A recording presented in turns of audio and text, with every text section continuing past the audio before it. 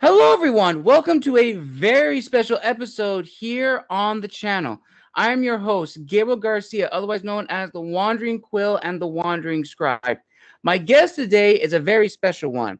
With over 11 years in the voiceover industry and a master's degree in business administration, my guest is the proud owner of Belle Voix Studios. It is her passion project where she pours her heart and soul into crafting captivating commercials, bringing life to social media reels, and narrating mesmerizing audiobooks. Throughout her decade-long journey in the business, she has become known as the voice whisperer, effortlessly connecting with audiences through her dynamic performances. At Belle Voix Studios, it's not just about delivering professional voiceover services, it's about creating magic with every script, weaving tales that leave a lasting impression. And what is her mission? To tailor her voiceover expertise to meet each client's unique needs, ensuring every project is infused with impactful storytelling and engaging narratives. Without further ado, let us give a warm welcome to a first timer here on the channel, Sophie DuJardot. Sophie, thank you so much for joining Hello. us today. Thank you so much. It's a pleasure to be here. Awesome, awesome. I'm so interested to know more about the voiceover industry. So let's just dive on into that. So, how did this journey of yours begin? That's a great question. So it happened by chance, and I'm pretty sure it was fate that brought me to this. It started over tacos. So at the Mm. time, I was seeing someone who happened to do voice systems, and I was promised as soon as this job was done, we were going to be having tacos.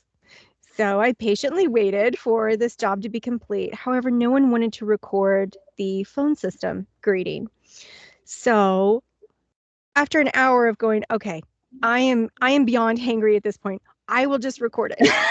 Let me in there. I'll do it.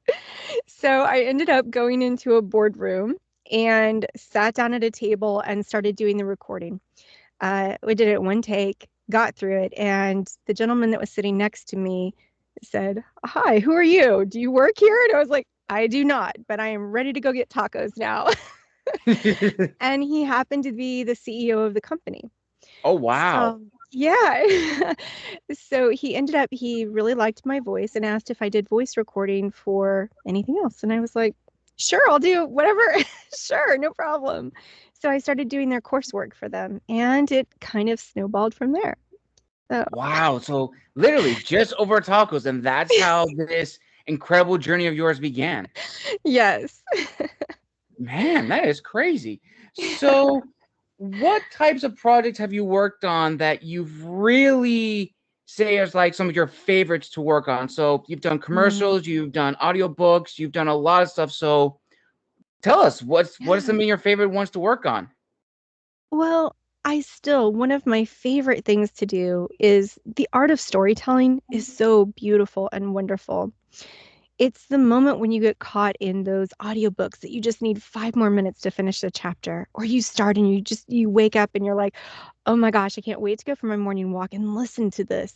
You not only get a piece of the author and the story, but it's that the combination with a really amazing, captivating voice that just draws you in, and you go into this other world that's just Hmm. so wonderful. So that by far is my favorite thing about doing any voiceover work, is that storytelling and that captivation process, that bringing an author's words to life. It's just really wonderful.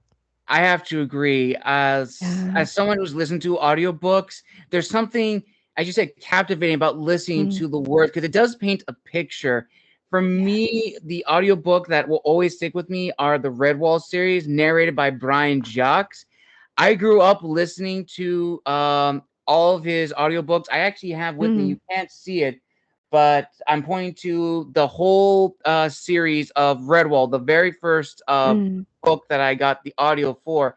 And the music, the narration, Ah, the timing, it's so, so captivating. And I can mm. imagine when clients hear the finished project of their work that you narrate, it's probably a little emotional for them because it's Yes. one thing to write the story, it's another thing to have someone read it and give the characters life and a personality. Yes.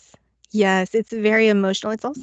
It's very emotional for a narrator as well because you become part of that story. You are giving your breath and soul and breathing this life into it. So it very much becomes a part of the narrator themselves as well. So, Nice. yeah. And speaking of like the clients, what would you say in the voiceover industry? What is the need or desire that you are satisfying for your clients who want Mm. to procure your services? So often, so I think this is like a two-part answer that I'm going to give here. So the Okay. first part is the introduction to their book. One of the big focuses that I've been pushing is doing social media reel work. So authors frequently find that they're like, hey, I've got this amazing book. I'm almost done with it. How do I get it out there to people? How do I tell them about what I'm doing? So, what I'm hoping to partner with authors is creating these social media reels that are just little snippets, little trailers, little commercials All for right. readers to grab and go, "Oh my gosh, when is this coming? What is this book about? Please tell me more." So it's a whole new world. Everything that we've been doing just as authors and narrators has been changing so quickly. Mm-hmm. We didn't have this type of platform even 10 years ago where we could, create these miniature trailers. So Right. that's one piece of fulfilling for an author where it's like, hey, I know you're trying to get your information out there. Let me help you by creating these awesome trailers for your book. And then the second piece is the piece of you want this life and passion in this book, and you really need a good storyteller for that. You need someone who's not going to be a robot sitting there going, and then they walked out the door. You need someone who's like, and then they walked out the door. And there's a big difference where you've got the Yes. pausing and the inflectuation of the voice, and it makes a big difference. So it's bringing those to life. Definitely. And just that little example that you did, like, and then they walk through the door, it definitely does change the tone, like a very monotone. It's like this omnipotent narrator, which may work for one set of story, but may Mhm. not work for another. But then the Yeah. more elegant, it has like a little personality. It's like, and then they walk through the door. It definitely paints the picture.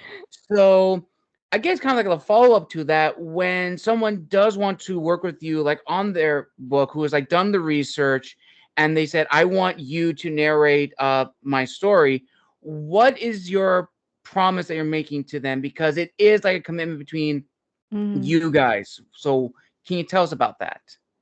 Absolutely. So really nailing down to like a concrete structure is really important. So like it's great to have abstract ideas of like, well, of course, I want this beautiful story to be told. Well, what does that mean Mm-hmm. specifically?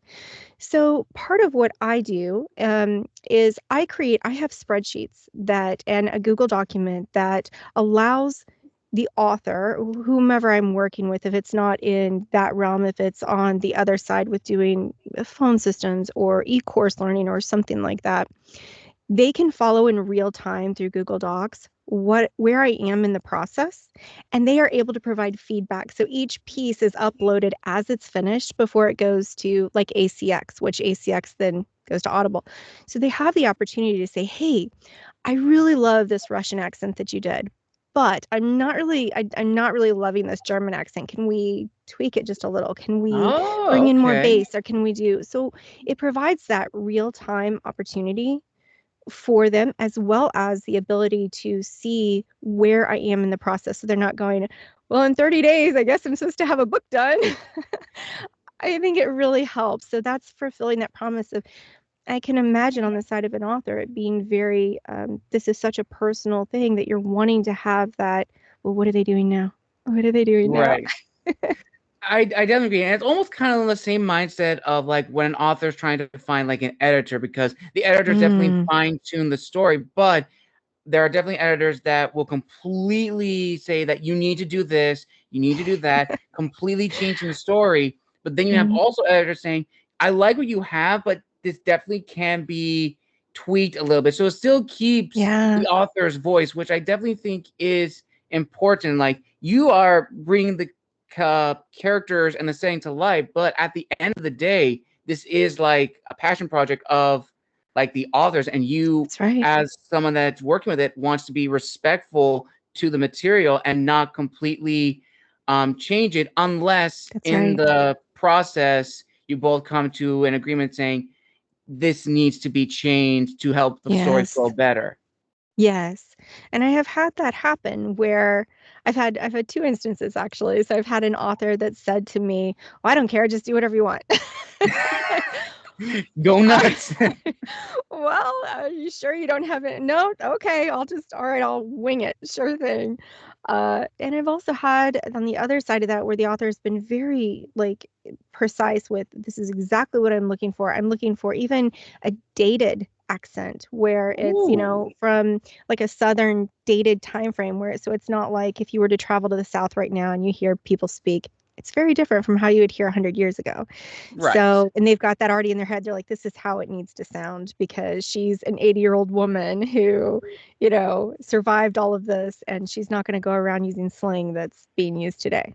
So, That's actually really cool because that is really true. Like when we think of like audio books and like audio work and like voiceovers, we tend to think, at least the general population thinks, oh, he's just making, just different voices. But no. And mm, I've actually come to contact with a few friends who have gone into the voice over industry, and they said it's acting because you really have to yes, think of who this character is, because I would imagine working with like an author, they tell you who the character is like from descriptions, but you don't know what this character looks like. You have to imagine right. who he is, and then from there you have to think, okay, this person is, as an example, he's French, he's six Hmm. feet, he's Yes. middle age, he probably is a soldier who has like a scar over his neck that's Mm, impacting his voice. So I you like as like that. the Yeah. thank you. So you as the like narrator have to construct a voice and personality that fits. And I would imagine that takes a lot of like research and Hmm. fine tuning what voices match each character. And I can imagine it gets kind of like little intimidating depending on who the character is. Yes, and especially when there's like 15 to 20 characters, sometimes even more. Oh, It geez. can really it's a challenge. One of the things that I also do in creating, so I have pre-author meetings. So we meet regularly, and I try to have author checkpoints along the way where we're doing face-to-face conversations to discuss things like that. If a new character gets brought in, or if I have a question about something, there's also a lot of practice with these Right. different tones. So I will make little clips and put the clips into the document for them to listen to and say, I really like this, I don't. There's also, if someone has their hand over their mouth and you're trying to talk with, you're trying Right, to figure right. out what that's going to sound like, that can be a little difficult as well. So, yeah, it's definitely challenging, and it absolutely is acting. Jeez, man, oh man. So when you started in this industry, what was the initial feedback like from like family and friends and your first clients? Were they positive? Were they negative? Were they mixed? What was that first feeling like? That's an excellent question. So, I've been very blessed. I've had wonderful positive comments and results back. Um, I have not had a customer who's been upset or angry with me or disappointed, at least not to my knowledge, with the work that I've done. I do try to be very timely and precise and create that communication with the person who's hiring me. A funny thing about my family, so they didn't know that I was doing this on the side for a few years. And Okay. I had a pretty big contract that had come through, and I got done doing it. And my family heard what I was doing, but they didn't know it was me. And they were listening to it, and I was standing there and I said, "That's me." And they go, "What are you talking about?" I was like, "That's my voice." They're like, "What?"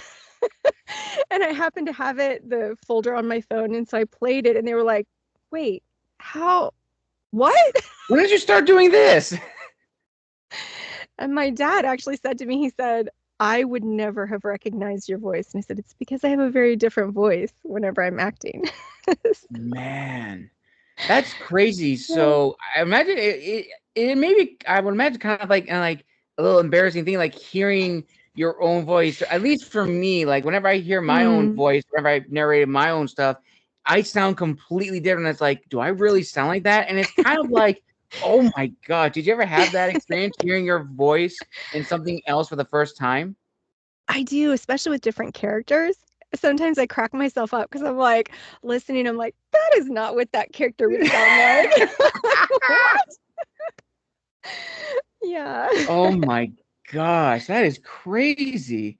So next, kind of almost like from the promise, have you had your promise been validated by your clients and Mm. people that have worked with you? And how has that made you evolve as a person in this industry, honing your craft? Excellent question. So, yes, I most definitely have. Most of my customers are repeat clients. I very rarely just do one or two things for somebody. I've had customers now 7, 8 years. So I do a lot of resort work. So one of the big pieces that I try to fulfill is company branding. So the voice that we utilize in creating your commercials or your social media reels is your company brand. It is part of your company and who you are. And therefore, because of that, I Hmm. now have integrated in with their company for years to come because it's their voice. Right. So, yeah. And then what was the second part of your question with that? I guess it's the question was like by your clients and like helped you grow like as a Mm, person in this industry, because I would imagine starting off in this initially for the first time, you probably may have had doubts that, am I going to succeed in this, am I actually going to see myself long term? mhm. Because going to any field, there are those doubts constantly. Absolutely. So I have a brother who is this is going to put this very, he's a rocket engineer, scientist. I'm not sure. Okay. He has his PhD and he's one of the smartest people I've ever met in my life. And he still has doubts of, am I going to be able to work on this project? Am I going to be able to do this?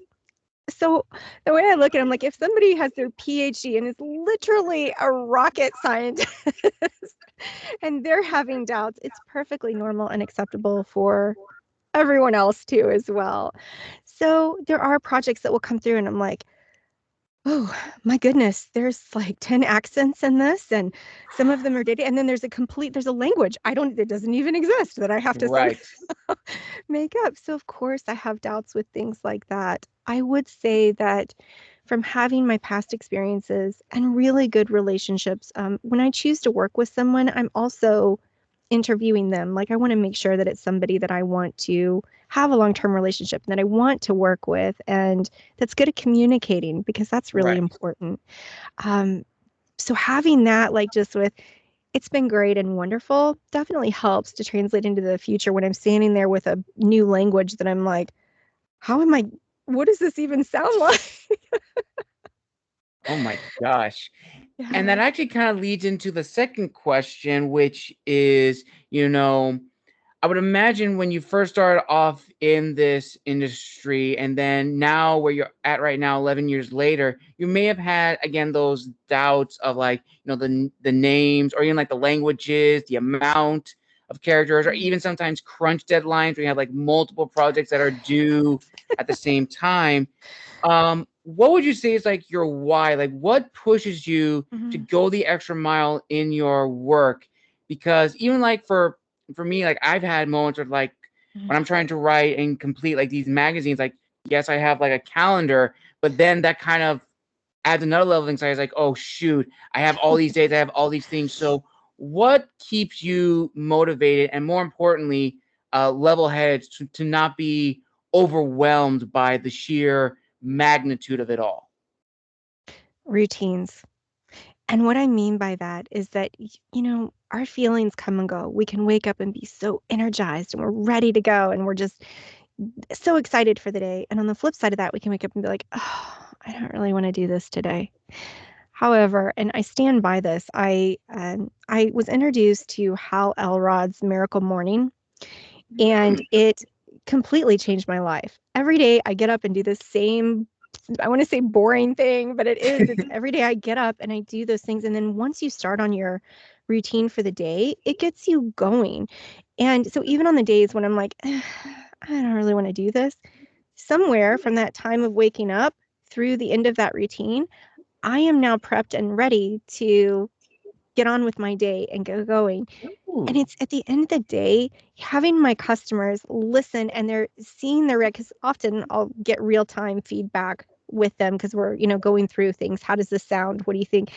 And Right. seeing that happiness and they're just so excited to have their vision brought to life through Right. audio, it makes it worth it. It really does. So routine and then having fantastic customers. So, Nice, nice.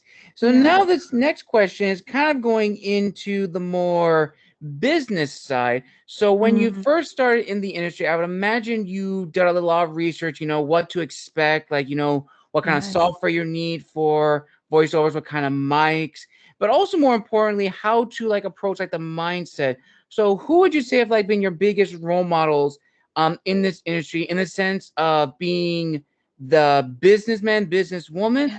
and also being like the narrator, like the voices you create, like how to train your voice and how to make sure your voice is like healthy and Mm, doesn't over strenuate itself. yeah. So one of the things that has always been very important to me is continuing education. There's a saying, never hang your laurels. And I firmly believe in that you need to be reaching out Hmm. to other people who are in your industry and even those that are in like the side of your industry. I just got back from a conference this week. I went to Life, the Universe, and Everything. It's in Provo, Utah, and it's for writers. And I got, what are you doing here? Why are you here? And I'm like, I am here to learn from you. What are your needs as a writer? What are your next steps? What are you going through? And it really opened my eyes to the trials and tribulations that many authors have to go through and trying to see where I, as a narrator, can help meet some of those needs to help with bringing this beautiful masterpiece that they've created to life. Where in Right. the process does this need to be? The other piece that you were talking about, like with vocal coaching and those types of things, I absolutely do those. I have apps that I go through and do warm ups and coaching every day. There's a gentleman out in New York named Keith who took me under his wing, and he's also an opera singer, which is amazing. Oh, okay. And he has connected me with different people.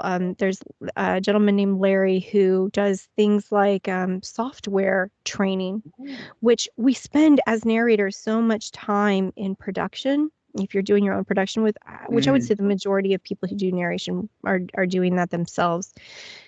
Every single tip and trick that you can learn in how to um, utilize your software better is going to save you time, and thus you're Right. going to make more money from what you're doing. So, Definitely. I 100% agree. I also like the example you gave, like you'd never hang up your tassel, because or it is really yes. true. And I also think another thing is important if you love something that you want to do. I remember, I don't know where I heard this from, but one person said, if you want to pursue a career in this field that you really enjoy, look at that person and see what their life is like and know these are all Hmm. the benefits, but these are also the struggles that this person is going to do. Yes. You may say, oh, I'm not going to have this life or her life. I'm going to have my Mm, own thing. So it's like, that may be true, but in this position, in this field, for this job or for this company, these are the things you're going to do.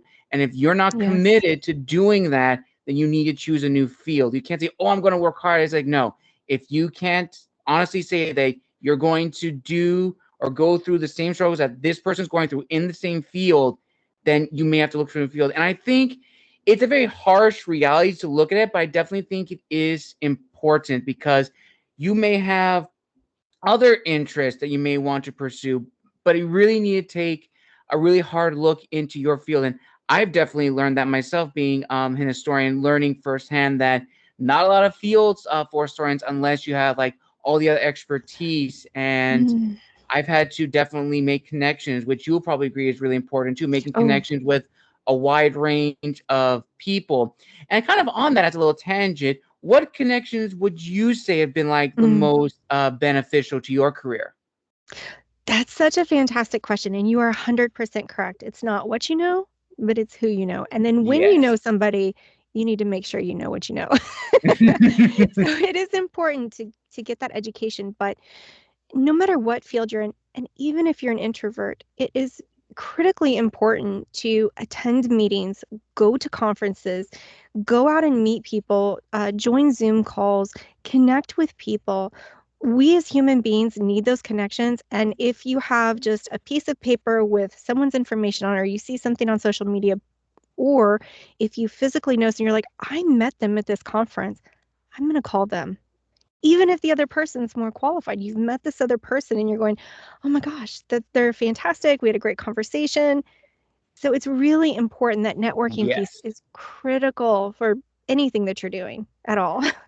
I 100% agree. And for me, when I started in this field as being in history, I actually met a friend online via LinkedIn. And shout out to Michael Stroud, probably one of the best people in the history business.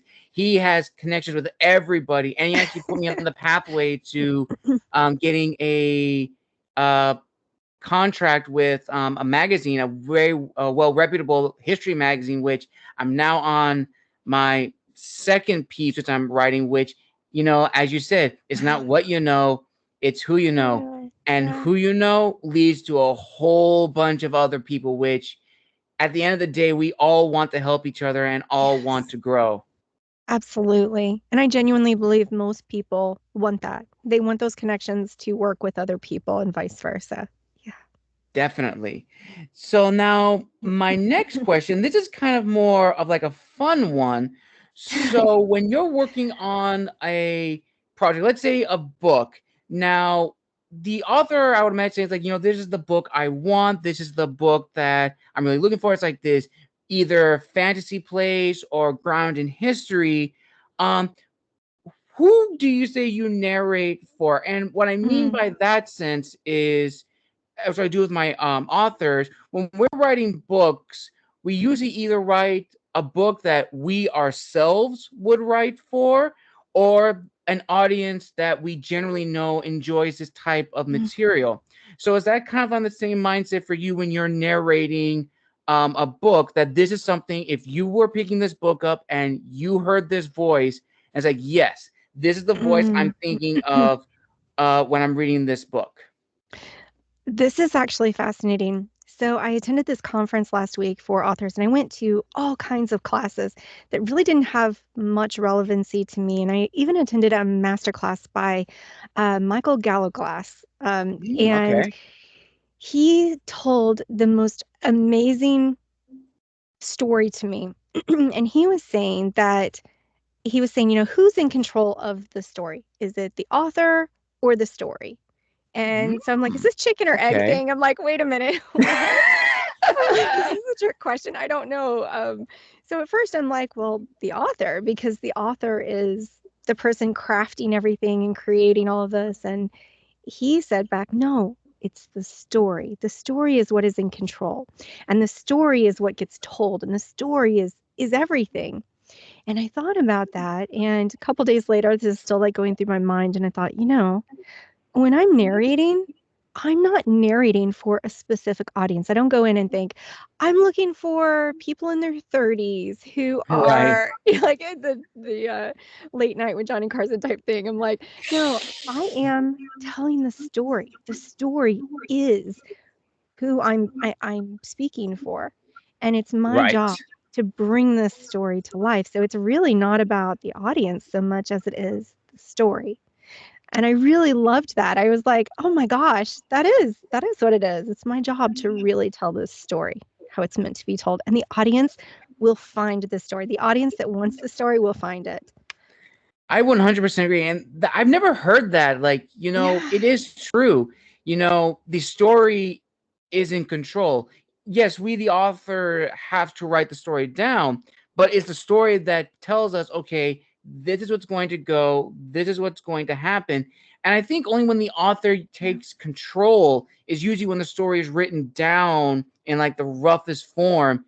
And then we can Yeah. see what's like, okay, this needs to be changed, that needs to be here, because you can't edit a blank page. that's right. Yeah. Yeah. There's Yeah, actually the more I thought about it, I thought, "Oh my gosh, that is right. It's the story. The story needs to be told." Yeah. Okay.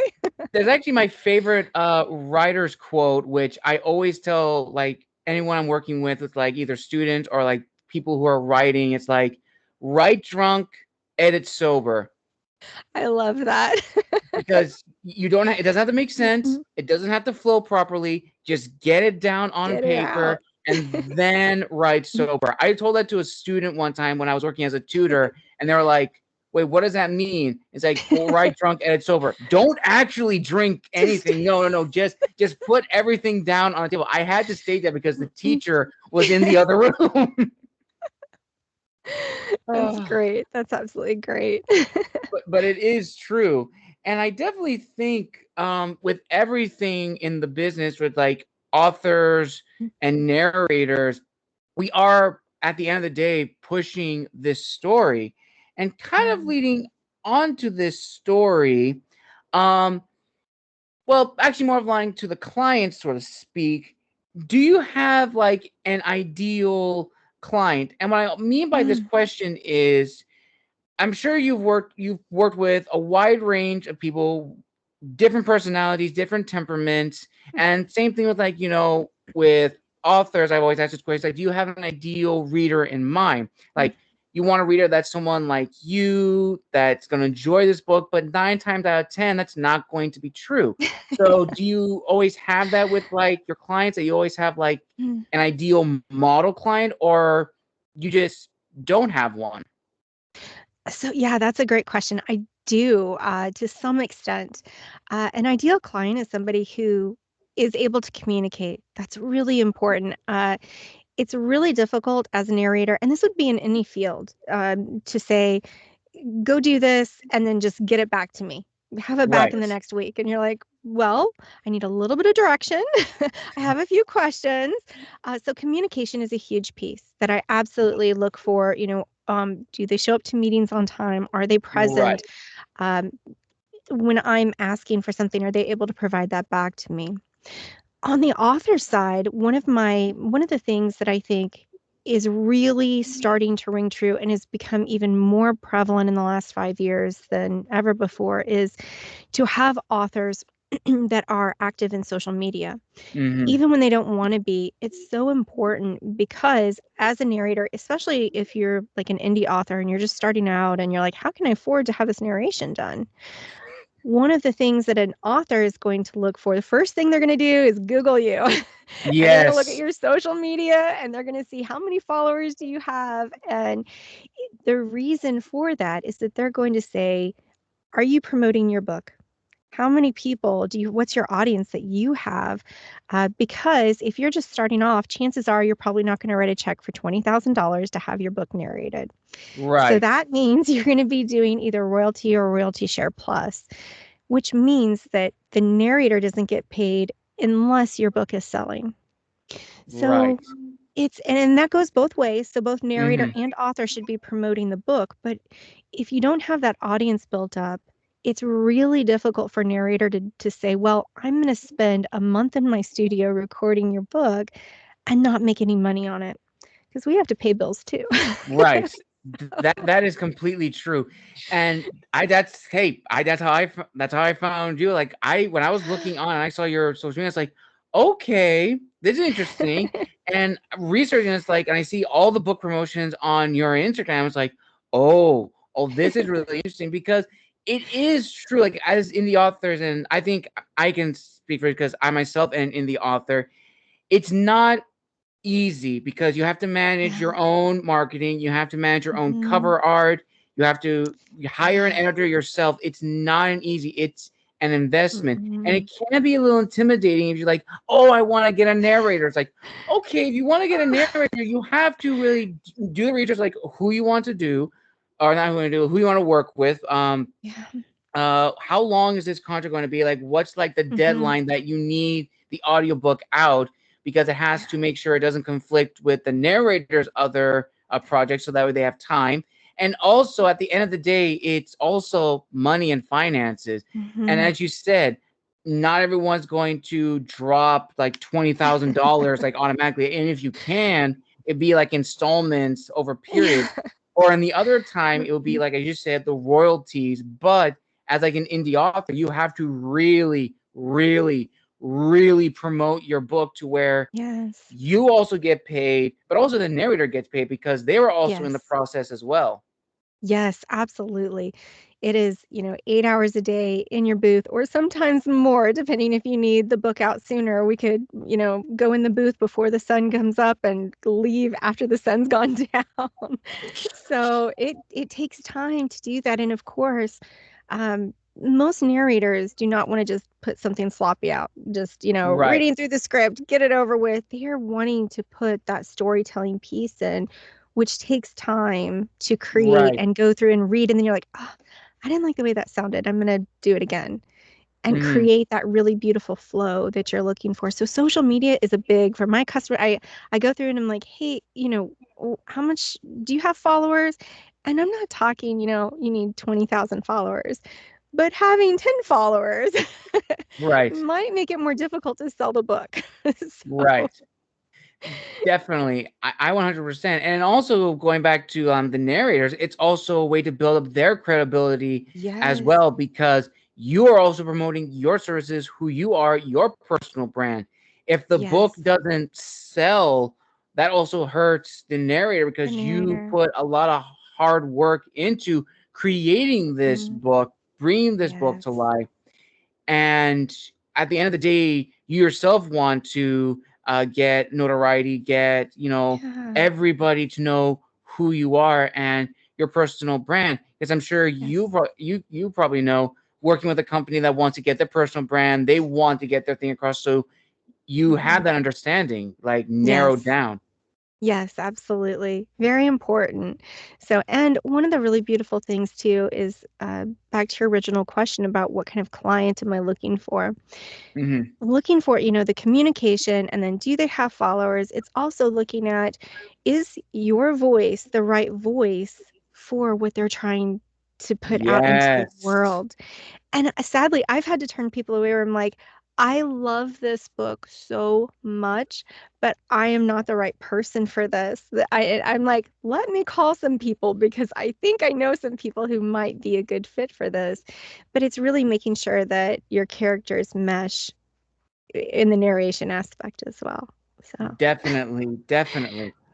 And sort of like the last few questions before I get to like the final question at the end of the interview, um, what or who would you say are like your biggest inspirations in the voiceover industry? Like who have been like the people that you've admired that have really been like the I've learned so much from you, like I've researched from you. yeah. So actually, there is someone you can find him on social media. There is someone, he goes by the name Grumble VO. And his voice is just phenomenal. He's got a very deep voice, but also can go to this carefree voice very quickly and easily. There's also another voiceover artist named Wesley. And I'm trying to remember his last name. I'll shoot you over a message with his information. But All he right. has this voice that goes from like video gaming to this like tonight on CNN, like, it's so fast. And I'm going, what am I listening to? Is this the same person? So I find that people that can go in and out of these voices so quickly, it's just fascinating. It's actually wonderful. It takes me a hot minute. I have to sit there for a minute and go, okay, now I'm ready to do this one. Nice. Very Yeah. nice. Yeah. And kind of on the next one, who have been like your biggest supporters in your life right now at this point? Mm.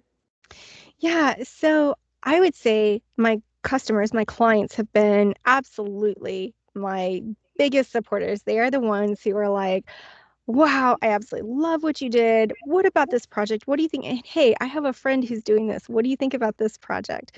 So that for me has been really encouraging just on a day-to-day basis. I also have a very large family, a very tight-knit family that are right there supporting me, even though they don't know it's me half the time. They know I'm up in my booth doing something. And they definitely support it. I haven't had a lot of that feedback. I've heard other people say, well, how are you supposed to make money with this? How are you supposed to do this? What about this? And I haven't had that. I've had nothing but go for it. You can do anything that you want to do. So, yeah. Awesome. And probably now the second to last question, which is probably one of the two most important one. Have you ever gotten a sense of validation from fellow voiceover narrators in the industry and told you that I just heard this from a client of mine who was a client of yours. I've heard your Hmm. work. You're amazing.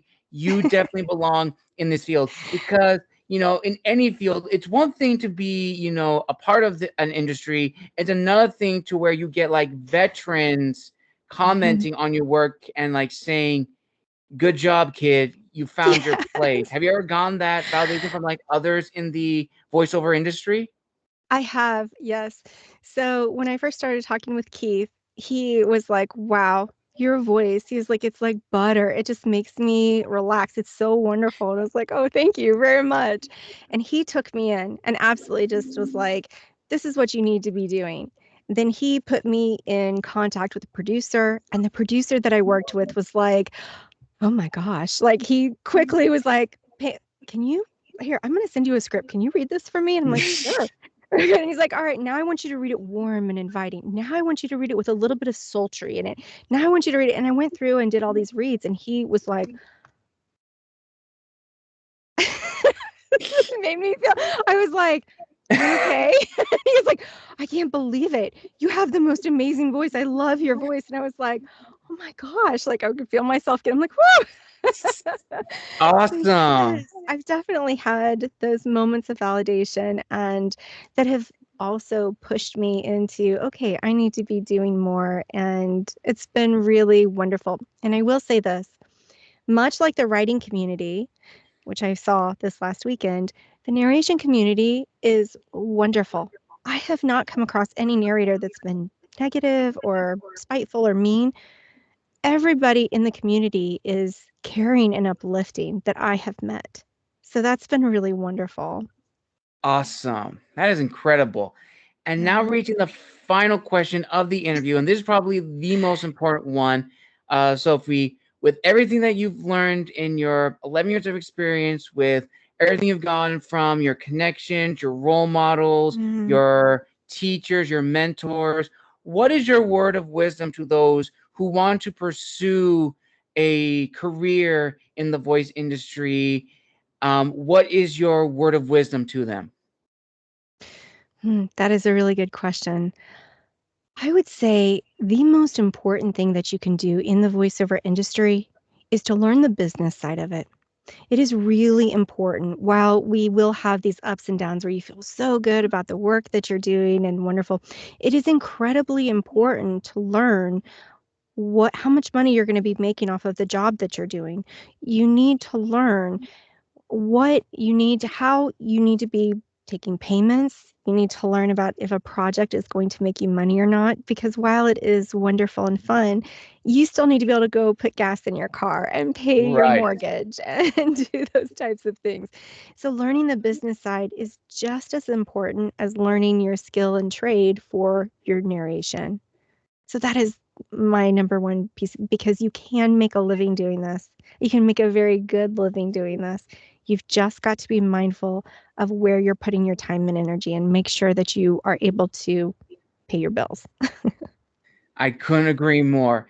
And Mm. with that, listeners, we have come to the end of this wonderful interview, one that I have been excited for a very long time. Now, before we officially end today's episode, I want to say a huge thank you to our guest, Sophie, for joining us today. Sophie, thank you so much for joining You're us and welcome. providing your insight into the voiceover industry. Where can people find and engage with you if they want to reach out to you and follow any projects that you're working on?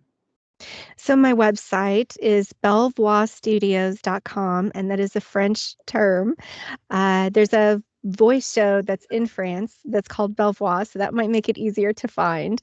I'm very active on Instagram and on TikTok. And as always, you can direct message me. I also sent you over a link. So if somebody's interested in talking with me one-on-one, I provide free consultations for people. So for audio, everything. So feel free to reach out, schedule an appointment with me. I would love to talk to you. And I will link all those down below so you can follow Sophie. And just a little teaser for those who want to know what voices that Sophie can do. Sorry, I'm putting you on the spot. This is completely random, but I do have a book here. And I was wondering if you could just give a little teaser for our listeners and viewers of, let's say, this character. So she is Norwegian. She is a female warrior.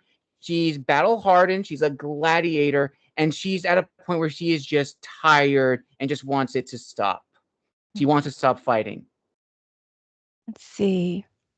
Oh, I'm so tired of this. I need the break. Oh my gosh, that was beautiful. That's exactly what I imagined she would sound like.